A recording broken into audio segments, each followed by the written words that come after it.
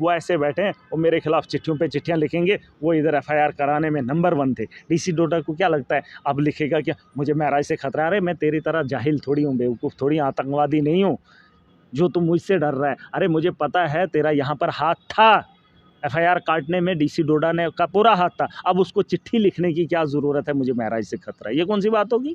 Officer कह रहे हैं कि महराज जो हमारे सब मिसबिहेव करते क्या हैं, मिसबिहेव करते? क्योंकि काफ़ी बार सोशल मीडिया, यानी कि ऑफिसर का कहना है, जो भी ऑफिसर हम देखते हैं वो कहता है जो ऑफिसर 11 महीने मीटिंगें अटेंड करेगा, आखिरी के 2 महीनों में काम करेगा, वैसे ऑफिसर को मैंने क्या करना है? एक बार फिर मैं कह रहा हूँ, देखिए मुझे जवाब चाहिए कि डीसी डोडा ने ये चिट्ठी क्यों लिखवाई। अगर लिखवाई है तो गलती की है, मुझे खुद नहीं पता, मेरे से खतरा। अरे मेरे से डीसी डोडा को क्या खतरा जिसके साथ कार्ड है, या दूसरे ऑफिसर को क्या खतरा है मेरे से? मैं कौन सा इधर 30 मार खान हूँ? आप सभी का स्वागत है जेके दास्तान में, और मैं हूं आपके साथ बिलाल बिलसी, आपकी खिदमत में हाजिर। मेरे साथ इस वक्त मौजूद है महराज मलिक। हाल ही में जो है आपने देखा होगा कि सोशल मीडिया के अंदर और पुलिस के बयानबाजी के बाद जो इन्हें हिरासत में लिया गया था, और पुलिस ने कहा था कि पत्थरबाजी में जो है इनका हाथ है। सच्चाई क्या है, इनसे जानने की कोशिश करेंगे। मेरा सब सबसे पहले आप हमें बताइए, जिस तरह मलिक मार्केट के अंदर जो है पथराव हुआ, उसके बाद आपकी गिरफ्तारी हुई, कहा गया कि लोगों को आप भटका रही हैं, किस तरह देखते हैं? देखिए पथराव की वजह यही है कि जो डिमोलिशन ड्राइव चलाया जा था वो टारगेट था, जिस तरीके का माहौल बनाना चाहते थे ऐसा नहीं होना चाहिए था। हम तो उसके ख़िलाफ़ थे कि माहौल पैदा करना, वक़्त के हालात वैसे नहीं थे। जहाँ जम्मू कश्मीर के अंदर सरकार नहीं है, एलजी का शासन है, पहले ही निराश हैं, लोगों के पास पैसा नहीं है, लूटने का काम हो रहा है, करप्शन सारे बाज़ार है, और ऊपर से मकानों को गिराने और ज़मीन को हथियाने की बात जो है ये लोग कर रहे थे। तो कहीं न कहीं पत्थरबाजी वो हुई थी, वो आप सबके सामने है, क्योंकि वक़्त के हालात ही वैसे थे, लोग सड़कों पर थे और वक़्त के हालात वैसे बनाए गए थे। और उसके बाद आपने देखा था जो नोटिस एक बारी जारी किया था, नई बस्ती के एक आदमी को उन्होंने जो नोटिस दिया था, जब उसने नोटिस देखा था तो उसने अपने कपड़े फाड़ दिए थे। तो वो जज़्बात आप अंदाज़ा लगा सकते हैं कि लोगों के अंदर रोष कितना है। लोग जो है, एक आम आदमी परेशान हो जाता है जब इस किस्म के नोटिसेस आ जाते हैं, इस तरीके का माहौल क्रिएट करती है सरकार, तो उसको जो है बर्दाश्त से बाहर वो बात हो जाती है। तो इसलिए हम लोगों को ये बात करनी होती है, हम पॉलिटिकल लीडर्स हैं। अगर कोई पॉलिटिकल पार्टी उस किस्म का माहौल कर रही है तो अपोजिशन का काम रहता है कि आवाम के साथ कम से कम खड़ी रहे। तो वही एक रोल निभाने की कोशिश कर रहे थे, जिसका आपके सामने सारी चीज़ें हुई। आजकल जो है एपटेक कंपनी जो है ट्रेनिंग में कर रही है कि उनका जो उनके पास जो पेपर बनाने का काम था, वो उसमें जो है धांधलियाँ पाई जाती हैं।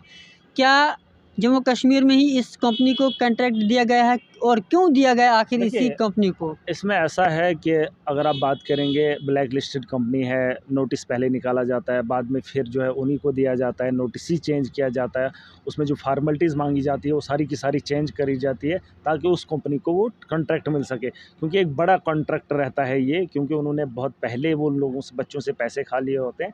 अब अगर वो उन बच्चों को जॉब नहीं दे पाएंगे तो कहीं ना कहीं हंगामा उठेगा। तो उनकी यही पॉलिसी रहती है कि उन बच्चों को अब जॉब्स मिले जिनसे उन्होंने वसूली की है। और इसमें सरकार का बराबर का हाथ रहता है। अगर सरकार इतना ही करप्शन के खिलाफ बोलती है, मोदी की इतनी वाहवाकारी होती है, इतनी बातें की जाती है कि मोदी है तो मुमकिन है, तो फिर घोटालेबाज लोगों को, कंपनीज़ को हायर क्यों किया जा रहा है, जिस पर इतने धब्बे लगे हैं? एजेंसीज़ ने लगाए हैं, लोगों ने नहीं लगाए हैं। उसको जो है बैन किया गया है, बहुत सारी जगहों पे ब्लैक लिस्टेड है।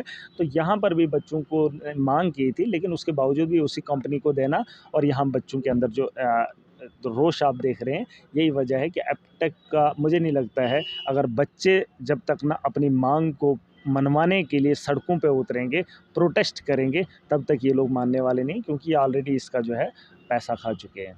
चलिए अब रुख करते हैं हम अपनी कॉन्स्टिट्यूंसी को, और जिस तरह आप जानते हैं कि काहरा जो आरएनबी डिवीज़न है उसको हटाया गया है, और कहा गया कि इसमें जो है डीडीसी और बीडीसी के दस्तखत के बाद हटाया गया है। सच्चाई क्या है ये बताइए? देखिए, अगर मेरे दस्तखत से काम होने होते तो वक़्त के हालात ऐसे नहीं होते। हमारा जो वहाँ का डीसी साहब है वो रोज़ मीटिंगें ले रहा है, 9 महीने उसने मीटिंगें ली, चाहे बीडीओ हों, तहसीलदार हों, एसडीएम हों, मुलाज़मों की हफ़्ते के अंदर 6 दिन या 5 दिन मीटिंगें लेता हो। और फिर जब मार्च में काम देखे जाते हैं तो वहाँ पे परसेंटेज अगर आप देखते हैं 30% भी काम ज़मीनी सतह पर नहीं होता है। तो मुझे इस बात का अफ़सोस रहता है जहाँ ऑफ़िसर इस किस्म के हों और टूरिज़्म को बढ़ावा देने के लिए वो कोई इतने बड़े मंत्री नहीं हैं कि जम्मू कश्मीर में डिस्ट्रिक्ट डोडा में वो टूरिज़्म को बढ़ावा देंगे। फुर्सत मिलती है बर्फ़ में खेलने से। मैंने परसों एक पोस्ट लिखा था जिसमें मैंने बताया था कि जो आदमी चिनाब वैली की खूबसूरती में वहाँ पर जो है बढ़ावा देखना चाहता है, उसके अपने घर वाले डोडा का कभी रुख नहीं किया। कभी मैंने उनको अपनी फैमिली के साथ खिताई चिनाब की खूबसूरती को देखते हुए नहीं देखा है। देखिए, जब नाअहल लोग मतलब डिक्टेटर लोग सिर्फ पढ़ के आते हैं, फिर बन जाते हैं बाबू लोग और तानाशाह बन जाते हैं। काम करने की उनको फ़िक्र नहीं होती है। काम करने की फ़िक्र हमें है, लेकिन हमने काम उन बाबू लोगों से लेना था। क्या करोगे मेरा साइन से? आपको क्या लगता है डीसी ने या एलजी ने वो सिस्टम वहाँ से उठाया है? ये झूठ पे झूठ बोल रहे हैं, इनको जो मर्जी आता वो ये कर रहे हैं। लेकिन मेरा ये कहना है कि एडमिनिस्ट्रेशन को कम से कम समझना चाहिए। एक बार फिर डीसी साहब को बताना चाहूँगा, क्योंकि अगर मेरी कॉन्स्टिट्यूंसी में हालात ऐसे हैं तो मैं किससे बात करूँ? या तो चेयरमैन साहब से बात करूँ या तो डीसी से बात करूँ। फुर्सत मिलती है, बड़ी खुशियाँ मनाते हैं, अय्याशियाँ करते हैं, मीटिंगें ले रहे हैं, आउटपुट ज़ीरो आता है तो महराज को तकलीफ़ होती है और वो लोग मेरे खिलाफ़ एक फड़ला रखते हैं, एक इतनी बड़ी डिटेल लिखते हैं ये दूसरे मुलाजिम को आगे करके कि महराज मलिक से हमें खतरा है। आजकल तो डीसी डोडा को मेरे से खतरा हो रहा है, आपको पता है? उसने एक चिट्ठी लिखी है, बड़ी शानदार चिट्ठी लिखी है, पता नहीं मोदी को लिखी है। मुझे क्या करेंगे? महराज मलिक से अगर आपको खतरा है, डीसी डोडा को खतरा है, डिस्ट्रिक्ट की एडमिनिस्ट्रेशन को खतरा है, कितने नाअहल ऑफिसर हो तुम? तुम्हें फिर उस डिस्ट्रिक्ट को चलाने की ज़रूरत क्या है जहां आपको एक महराज मलिक से? अरे मेरे से डरना नहीं है आपको, आप महराज मलिक के काम करो जिस काम के लिए आपको वहां पर बिठाया है। मैं यही तो पूछ रहा हूँ। 9 महीने आप मीटिंगें लेते हो ऑफिसर्स की। हम किसी दफ्तर में जाते हैं, एसडीएम साहब गया है डीसी की मीटिंग में। यार तुम आउटपुट बताओ ना, तुमने क्या किया? इतना पैसा आया, मोदी एक तरफ से बोल रहा है मैंने इतना पैसा भेजा, मनरेगा में पैसा भेजा, कैपेक्स का पैसा भेजा, तुमने लगवाया? डीसी ने किसी ठेकेदार को ब्लैकलिस्ट किया? डीसी ने किसी मुलाजिम को सस्पेंड किया? कुछ भी नहीं। बस बोलेंगे हमने टूरिज़्म को खोलना है। यार डीसी डोडा को बता दो भाई साहब, जो मीटिंगें आपने ली है उसका आउटपुट बताओ। मैं बोलता हूँ इन्होंने करप्शन की, वो कोई एक्शन ही नहीं ले पाता। उसने जो है बीडीओज़ की तनख्वाह बंद करा दी। क्या कौन से झंडे गाड़ दिए? बीडीओ को सस्पेंड तो नहीं ना किया, डिसमिस तो नहीं ना किया। क्या काम करेंगे? बस लोगों को डराएंगे, हम फलाने हैं, हम ये हैं, हम वो हैं।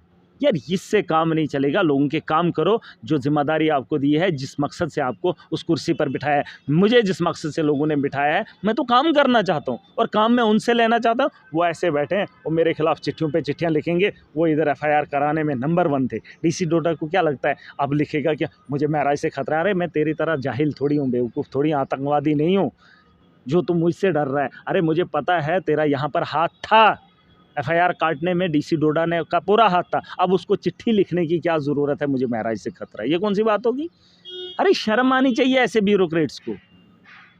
अरे क्या दिखाना चाहते हो? महराज को डरा कर, महराज को अंदर करके क्या साबित करना चाहते हो? लोग थूकते हैं, पीठ के पीछे तुम्हें गालियां देते हैं। अगर वहां जाकर चाय का वो आपको प्लेट भी रखते हैं ना, खाने के साथ काजू बादाम भी रखते हैं ना, लेकिन पीठ के पीछे गालियां भी देते हैं। अरे आपकी लोग इज्जत करते हैं, आपसे डरते हैं। जब महराज जाता है, महराज की लोग इज्जत नहीं करते हैं, क्योंकि मेरे से उनको कोई फ़ायदा नहीं है। उनको पता है महराज ने हमसे वोट मांगने हैं।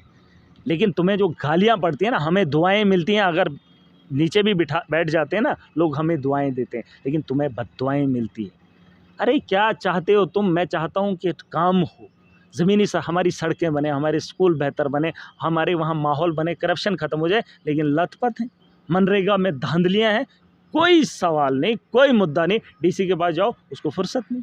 महराज ऑफिसर कह रहे हैं कि महराज जो हमारे सब मिसबिहेव करते हैं, मिसबिहेव करते? क्योंकि काफ़ी बार सोशल मीडिया, यानी कि ऑफिसर का कहना है, जो भी ऑफिसर हम देखते हैं वो कहता है जो ऑफिसर 11 महीने मीटिंगें अटेंड करेगा, आखिरी के 2 महीनों में काम करेगा, वैसे ऑफिसर को मैंने क्या करना है?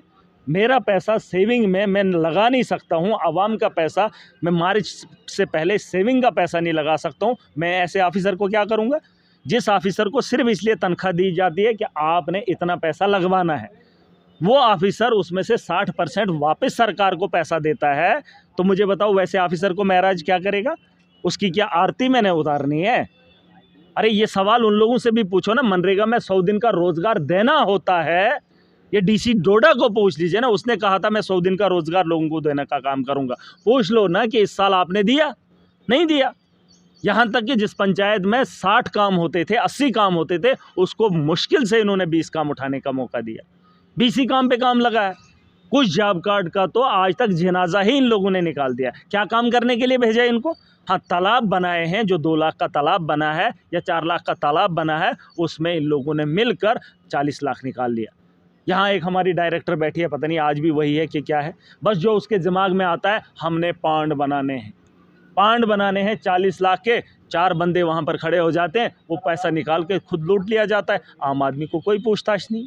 देखिए भाई साहब, ये सारा सिस्टम जो है ये सुधरना चाहिए था। मोदी का नारा था हम बदलाव लाएंगे, लेकिन बदलाव कौन लाएगा? डीसी डोडा को लाना था, यहाँ पर बैठे बाबू लोग जो हैं उनको लाना था। यहाँ जो एलजी मनोज सिन्हा जी जो माफिया को ख़त्म करना चाहते हैं, यार उन माफिया, पॉलिटिकल माफिया है, उनको आप इसलिए ख़त्म करना चाहते हैं ताकि भाजपा का रास्ता साफ हो। लेकिन जो ये आप वाला माफिया है जिससे लोग परेशान हैं, उस माफिया को कौन ख़त्म करेगा? मैं तो उस माफिया को ख़त्म होते हुए देखना चाहता हूँ। मुझे कोई पॉलिटिकल माफिया ख़त्म नहीं करना है।